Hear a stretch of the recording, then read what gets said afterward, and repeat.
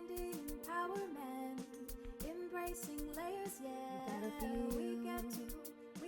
Hello, Melissa Crook here. Welcome back this week. It's another one-on-one empowerment session time with me. And today we're going to talk about women supporting first themselves, so you yourself, and then other women unapologetically. And what I mean by and then other is because I truly believe to authentically show up well for others, you need to be treating yourself in that same way first. It just becomes more embodied. It feels more natural. It feels more authentic and connected. And also, you're not trying to force something. You're not operating out of unresolved insecurities. And so we're going to get into that today and what this can look like. So we're going to start with, like I said, supporting yourself and other women unapologetically. The key items we're going to really address here today. And to start this conversation by asking yourself, A, how do you do this? How do you support yourself and then other women in living unapologetically, if you do it?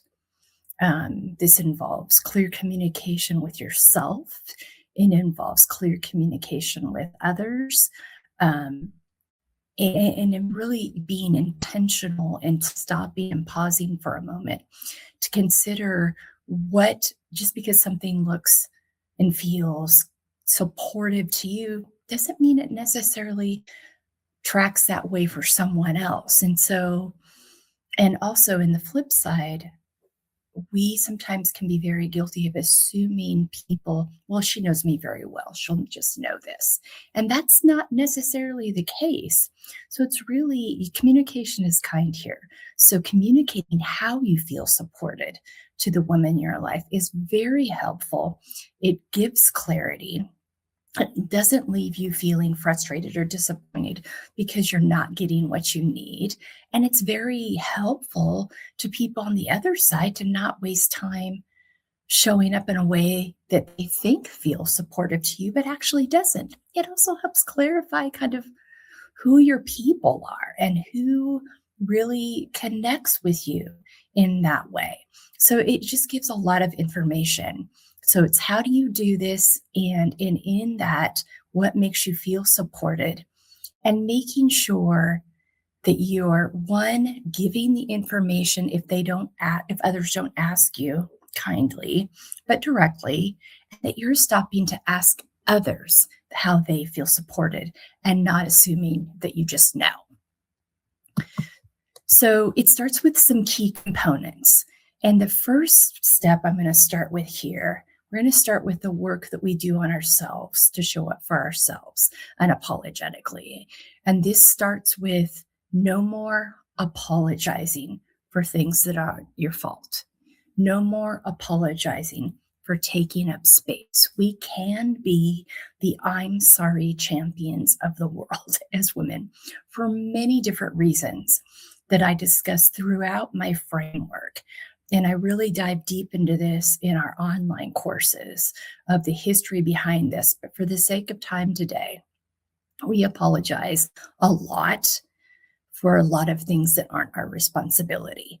And also because of cultural and societal narratives that we've heard about other people's bandwidth for our voices. And other people's bandwidth isn't our responsibility. That's their work to do, to address why it is they have trouble with other people showing up and taking up space. But for you, no more apologizing for having a voice, for having feelings, for having opinions, for having emotions, for having wisdom and insight and intelligence and experience to offer. That can be really beneficial for the spaces you're inhabiting, whether it's in work, whether it's in your relationships, your home, your neighborhood, your faith space, so many spaces, your community. We should all feel safe and valued, and we have the right to be seen, heard, and known. So that's kind of the key component, step number one. The next thing is no more seeing other women as our competition. We are here to lift each other up.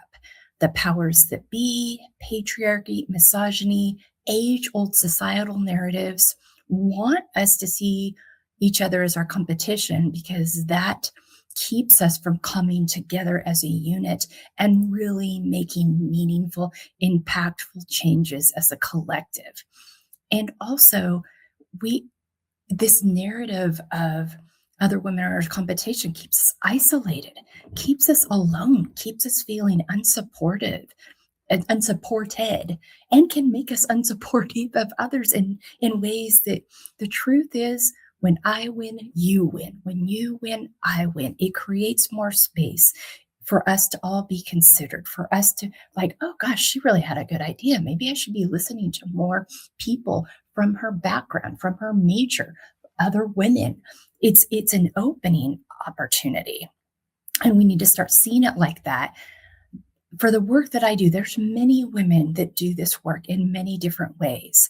And there's many women that are seeking this kind of support. There's enough room for all of us because I'm not going to appeal to everybody, and other women that are in this same field aren't going to appeal to everybody, but we're all going to appeal to somebody. So there's plenty of room. So no more competition. We are handing our hand. We are creating space. We are at the table in the boardroom asking George to not interrupt Mabel when she's saying something. That's just one small way you can show up as a supporter, as an advocate. Say, hey, George, I don't think Mabel was finished yet. Let's let her finish. She may have, and then of course you can continue being that person and extending that invitation to other women to be that person for themselves and others as well. So no more scarcity mindset. There's plenty of room for all of us. We're not each other's competition. We're each other's teammates. And how are we going to come together with all of our uniqueness, all of our differences, all the special ways that we show up in the world and support each other and lift each other up in creating more space for all of us? Drop the comparing and be curious about each other's stories. It's by listening to each other's stories that we can understand how to best support each other, which goes back to what I said earlier about asking questions. That just because someone's from a different background than you, or you feel yourself feeling a little judgmental or insecure, get curious about that. What's bringing that up in you? What needs to be dealt with, processed, unlearned? Is it an actual true narrative or not?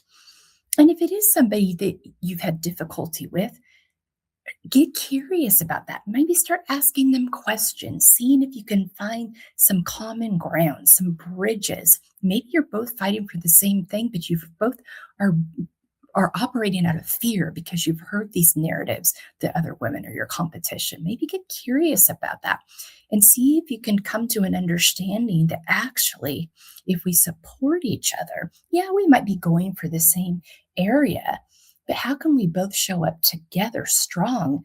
Maybe they see us strong working together. They create more space for both of us to pursue that area. You never know. That's not always the case, but I always, and not everybody's going to be your person. But it is and can be difference making to start listening to each other's stories and drop the comparing. No one wins in the comparison game. And there's always more to the story than you see on the surface. And just remembering that if we're going to make meaningful change, we must do this together, united, in order to really have the engine behind us, the power behind us, to coming together as a unit, to creating more space and safety for women. We're not going to get real far in a series of one-offs. It's us coming together as one that really creates these spaces and allows us to show up unapologetically for ourselves, as well as having that confidence, removing that fear, no more scarcity, seeing them as competition, no more operating out of thinking that there's not space for you, that you have to apologize for taking space in a room. No more of that. And also, I want to invite other women into that same line of thinking. And I'll say this every time, and it's always true in all these different talking points, in all parts of this framework, the work starts with you. It is very important that each woman prioritize being the healthiest version of herself.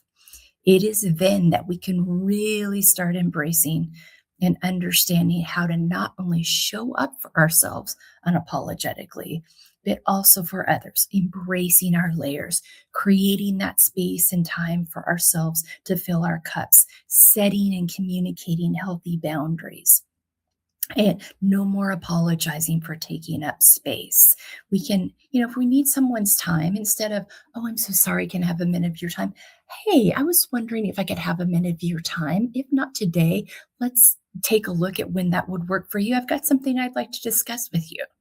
That's a lot different than showing up and apologizing for taking up their time. They're there most likely, if it's your boss or an advisor or someone you work with, they're there to support you and you're there to work with each other. So they're there to give you in the space you're in their time already. So no need to apologize for that. Doing this work removes the insecurities that get in our way. It helps us be more curious and ask questions and maybe unlock things that need to be dealt with or addressed. Or I talk about unlearning and relearning all the time because we've heard so many narratives throughout our lives that are narratives, but we've never stopped to think whether they're actually true or not. We've just taken them and ran with them because that's what the people that shared them or taught them to us did. But we never stopped to get curious and ask questions like, does this actually apply anymore? Is this actually accurate today?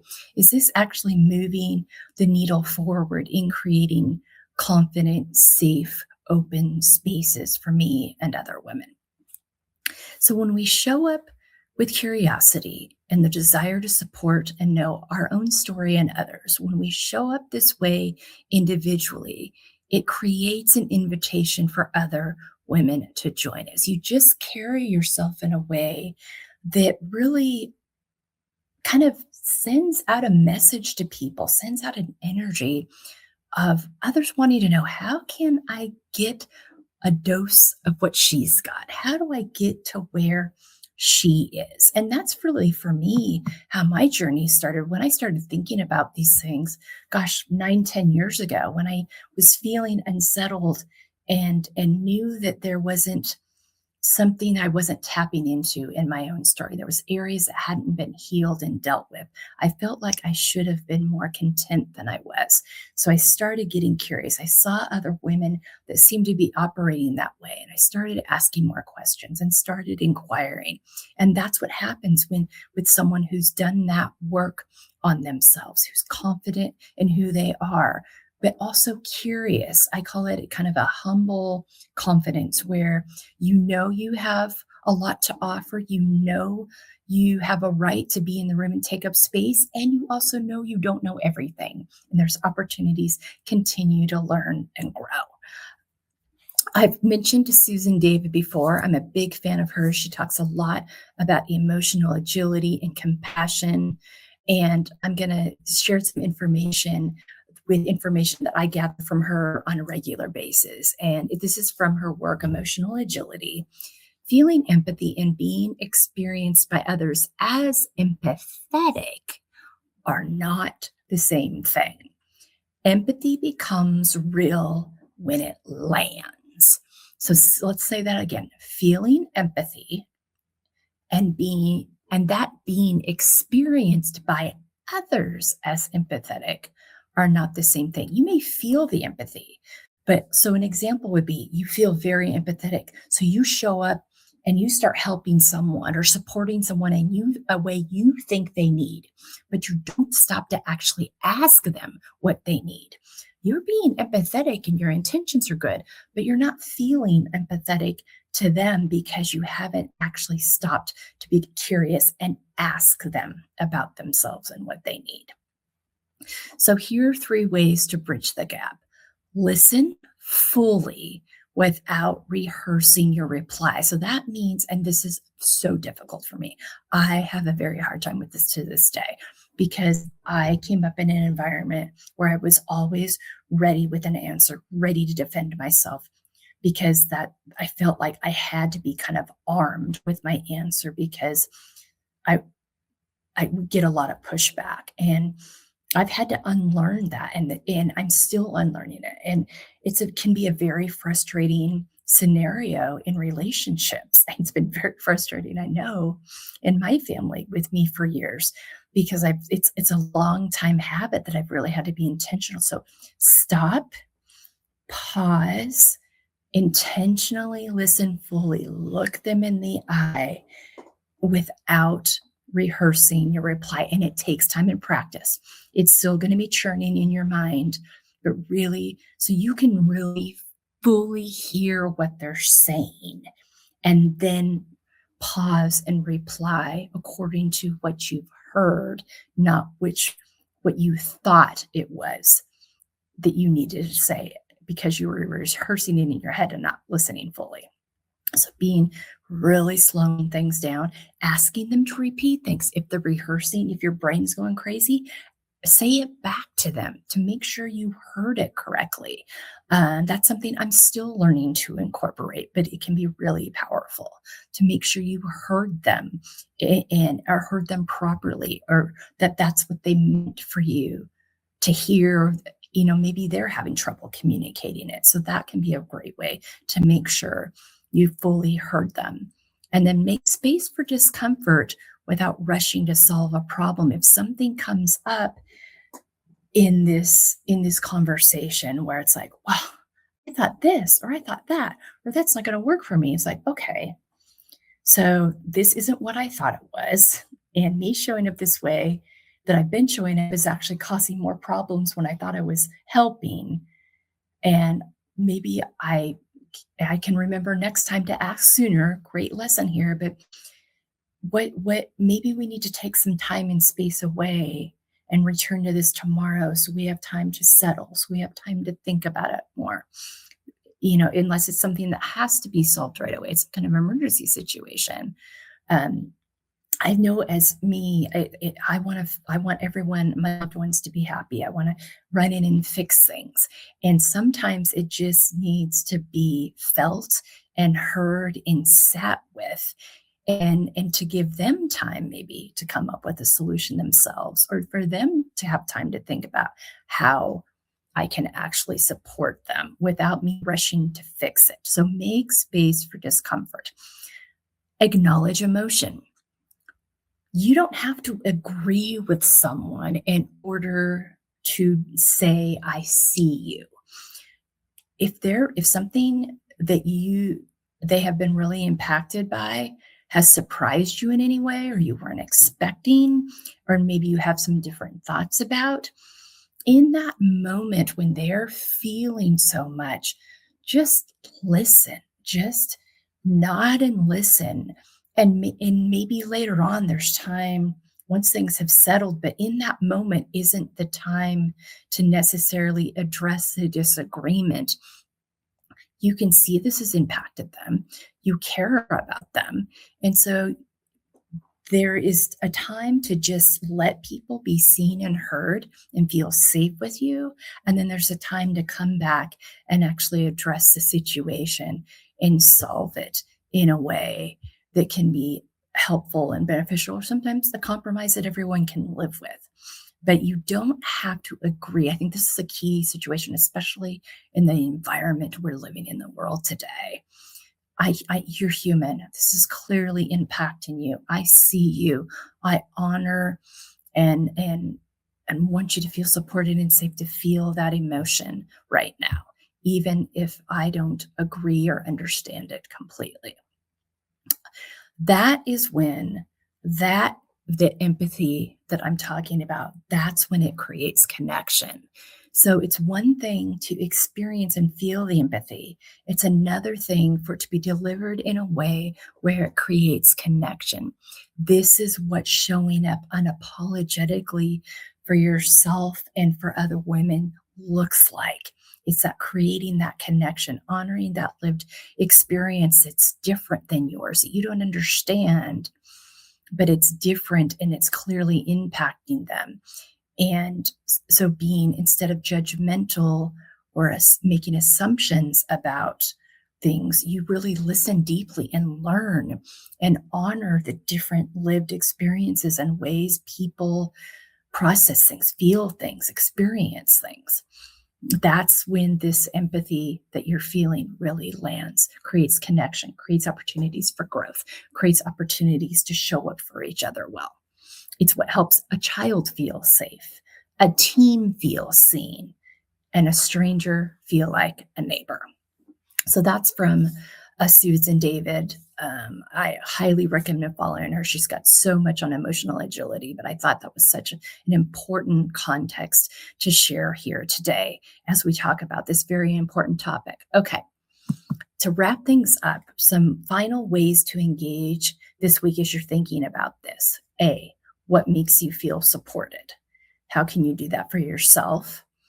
And how do you communicate that well to other people when it's necessary? B, is this something you're doing for other women? Is there opportunities to do that? Again, asking those questions, being curious. Are you assuming something that maybe isn't actually supportive that you need to step back on? So these two areas, what makes you feel supported, doing that for yourself, communicating that well to others, and asking other women what makes them feel supported and ensuring you're showing up in a way, even if it's them saying, I just need you to listen. I don't need you to do anything. Being willing to step back and honor that until or unless they give you a different message. Even if you disagree with it, you are honoring their request. You're continuing to be a present, safe place that they can come back to. And if you do have something different to offer, you're asking in a supportive way. Like, I just have one thought. Can we consider this? And if they say no, then you say, okay, let me know if there's a time that you can. And that's the end of it. And like I said, I'm talking about this not because I've nailed it, but because this is something I'm learning and practicing all the time myself. These two areas are a really good place to start. And I'm going to add one more thing to that. Think about how many times you say, I'm sorry this week. Maybe journal it and track how many times you say, I'm sorry for things that aren't actually yours to be sorry for. And let's rethink and then substitute it when you track that thing that is something you shouldn't be apologizing for, that you shouldn't actually be saying, I'm sorry for. Reword it, come up with different language that reinforces you not continuing to use the quote sentence, I'm sorry, but other ways that you can say that. And it's just practice. It took me 1.5 years of super intentional practice to break this habit. I still do it every once in a while, but not nearly as often as I used to. But like I said, things we've been doing for a lifetime take time to shift and change. So it takes an intentional plan. So those are the 3 things. What makes you feel supported? Are you communicating that? Are you doing this for other women, asking them what makes them feel supported and being responsive to that, and tracking your I'm sorries and making sure you get those in alignment for where they actually belong and not apologizing for things where we actually don't owe anyone an apology. All right. I know that's a lot this week. If you need any further support, go to embracinglayers.com, fill out that contact form. I've got all kinds of resources. Let's get together and have a 30-minute call to talk about it. But otherwise, take good care of yourselves. Know that you are valuable, you are worthy, and you get to choose. Have a great week.